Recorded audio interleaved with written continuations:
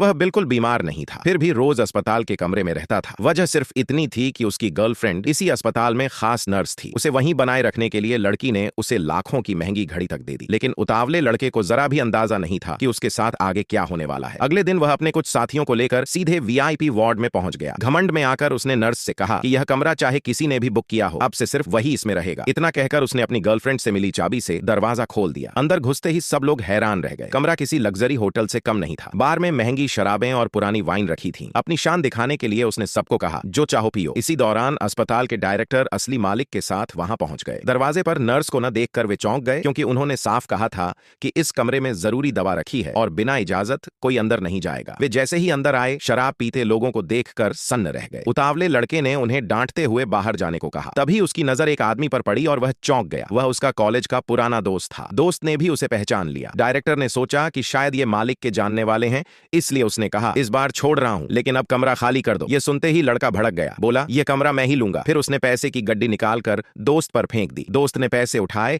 और उसी के मुंह पर वापस मार दिए। लड़के के आदमी बोले, झुक जाओ, हमारे बॉस की गर्लफ्रेंड इस अस्पताल की हिस्सेदार है। यह सुनकर दोस्त हैरान रह गया। उसने पूछा, कहीं तुम सुशिंगिया की बात तो नहीं कर रहे? लड़के ने हाथ उठाकर अपनी घड़ी दिखाई, वही महंगी घड़ी जो सुशिंगिया ने उसे दी थी। घड़ी देखते ही दोस्त का दिल बैठ गया। यह वही घड़ी थी जो उसने एक दिन पहले अपनी पत्नी को दी थी। इतना ही नहीं, उसने अस्पताल के कुछ शेयर भी उसी के नाम किए थे। फिर भी उसने खुद को संभाला और बोला, मुझे यकीन नहीं, अगर सच है तो उसे फोन करके यहाँ बुलाओ। लड़के ने तुरंत कॉल कर दिया और स्पीकर पर बात रख दी। फोन पर सुशिंगिया उसे पति कहकर बोल रही थी। दोस्त का दिल टूट गया। सुशिंगिया ने कहा, यह कमरा अब किसी को नहीं मिलेगा, तुरंत पैसे लेकर निकल जाओ, नहीं तो मैं खुद आकर बाहर फेंकवाऊंगी। गुस्से में दोस्त बोला, मैं यही हूँ, देखता हूँ तुम क्या करोगी। फोन काटते ही सुशिंगिया ने सिक्योरिटी को आदेश दे दिया। इधर लड़का भी बेकाबू हो गया। उसने अपने लोगों से दोस्त और डायरेक्टर को पकड़वा लिया। तभी सिक्योरिटी टीम आ गई, लेकिन सिक्योरिटी चीफ ने दोनों को पहचान लिया। बोला, तुम गलत लोगों से उलझ रहे हो। लड़का चिल्लाया, मुझे पहचानते नहीं हो? खुद सु मैडम मेरी देखभाल करती हैं। यह सुनकर दोस्त को सब साफ समझ आ गया। कुछ देर बाद सुशिंगिया वहां पहुंची। गुस्से में बोली, किसकी हिम्मत हुई मेरे पति को छूने की? वह सबको धमकाने लगी। तभी सामने से शांत आवाज आई, ये मेरी पत्नी है और मैं उसका पति हूँ। सुशिंगिया के पैरों तले जमीन खिसक गई। सच सामने आ चुका था। आखिर में पति बोला, सुशिंगिया, जब तुमने ये रास्ता चुना है तो अब अंजाम के लिए भी तैयार रहो।